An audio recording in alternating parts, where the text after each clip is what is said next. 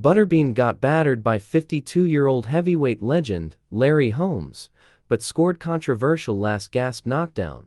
Butterbean was taken to school by an aging Larry Holmes in 2002. The former heavyweight world champion was well past his best at 52 years old, but still had enough left in the tank to outpoint the barailing 334 pounds boxer. Butterbean, real name Eric Esch, had made a name for himself knocking out journeyman boxers. At the time, he was 65-2-3, but hadn't fought anyone of note outside of Peter McNeely, who is best known for getting blasted out by Mike Tyson in his first fight back since being released from prison.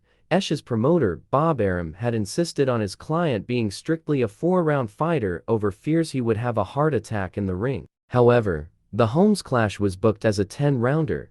The showdown was set up to settle an old score between the pair after Holmes had written in his autobiography, "Against the odds," that boxers like Esch had no place in the sport.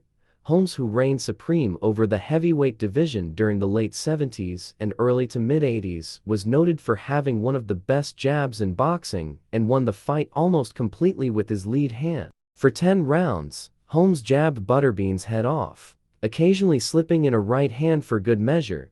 Esch struggled to lay a glove on Holmes for the entire fight, but was credited with the controversial knockdown in the final 15 seconds when Holmes was sent tumbling backwards into the ropes. Following an exchange in the middle of the ring, Holmes got knocked off balance and was held up by the ropes, prompting referee Chris Woolison to start a count. At first, it appeared he had been grazed by a left hook from Butterbean. However, replays showed that Esch hadn't landed a shot and that it was in fact a slip.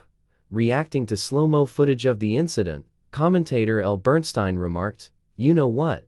That's not a knockdown. I stand corrected. I thought the punch had landed and it was a knockdown, but I stand corrected. That should not have been a knockdown. Larry Holmes just tripped backwards and fell." In the end, the 10-8 round had no effect on the result, with all 3 judges scoring it in favor of Holmes with scorecards of 98-91, 97-92, and 96-93. As he took to the mic in the immediate aftermath of his grudge match, Holmes called time on his legendary 29-year professional career. "This is my song," he said. "The fat lady is singing. I'm out." Shortly after losing to Holmes, Butterbean began competing in kickboxing and MMA alongside his boxing exploits. He eventually hung his gloves in 2013, with 126 professional fights, 97-24-5 across all 3 disciplines to his name.